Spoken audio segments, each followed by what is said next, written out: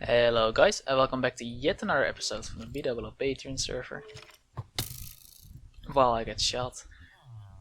It's been a day longer in between that's loud. The last couple of videos, this one and the previous one, just because I've been playing a lot of League recently. I'm not sure if I want to upload it to my channel again because generally I felt like it sometimes got more views, like in some cases it got a lot more views, but I got a lot less feedback, and at least that's how I feel about it. And with Minecraft I feel like I get a lot more feedback, a lot more fun interactions with the community, and it's really something that I enjoy about like this small little channel of mine.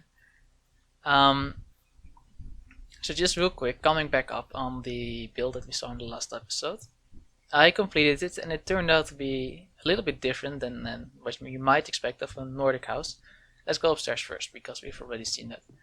Obviously it's a bit different because there's like this huge outdoorish area, roof terrace kind of thing. I think it fits. It can be really nice to be outside or semi-outside during in the cold. Oh, sorry, my voice. That cough was probably really loud, so I apologize for that. You know what? I'm gonna cough a little bit more, maybe. Okay, sorry. Back. Yeah, so it can be really nice to be out in the cold, and or like half in the cold, and have like this comfy thing here. Sit here with your coat on, drink a hot chocolate, and just relax. I think it can be very relaxing. Mostly I built this house just to try and experiment a little bit with the style without like cluttering up the area. So over there. Also, I didn't want to step on anybody's toes while working on it. You know, I didn't want to interrupt their project or build where they were gonna do it, or just like dictate the style of their area by building near them. Downstairs, I didn't do a whole lot. I just built a small storage area. No blocks here because I think we're still expecting the texture pack to change these to crates, which will just be a lot more useful as decorative block and technically still maintain the function of node block as well. Did a little bit of storage ordering, whatever you want to call it. I'm gonna take these chests because currently I'm also working on a little storeroom, and I guess now is as good a time as any to come over. I just come over there. I just wanted to real quick show what this has become. I really like how it turned out.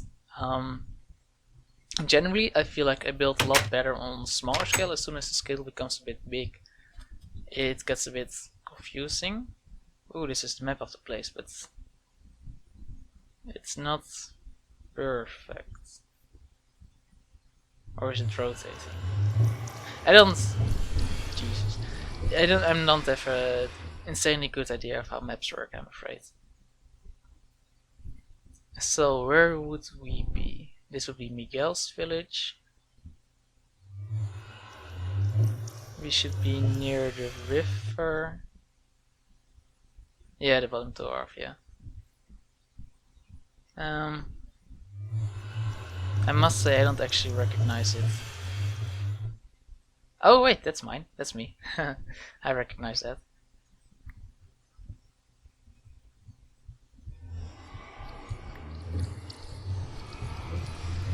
It's cool that somebody's working on the map.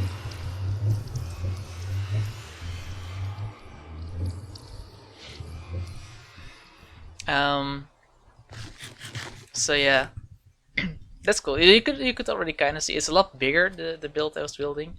I'm not sure if that was also where I left off with my talking before I saw the map. And so far I like what it has become. It's still very crude, it's not very detailed, which is kind of what tends to happen when I build bigger stuff. It's a lot harder to build it's a lot harder to build something detailed and nice, and you know, that's interesting everywhere. You can get away with a little bit more small mistakes in big builds, but it's a lot harder to make it's very interesting. So far, like I said, there's not any detailing really in there just yet. It's not even completely finished on the outside either. But I wanted to show it because it actually took me quite a while so far. So this is side, I guess. This, you could argue this is a front because it's the area people are going to come in at, but I rather think of it as the back. Like you can see, didn't finish this area. Put a little bit of a dirt barrier because there's to make it a little bit more mob proof while I AFK in there. The door is in there. We're not going to use that door right now. Like you can see, people are building long houses and stuff along this theme in this area. I think this is the official longhouse. Axel should be building it. Going for the thatch roof. And the semi Nordic flag.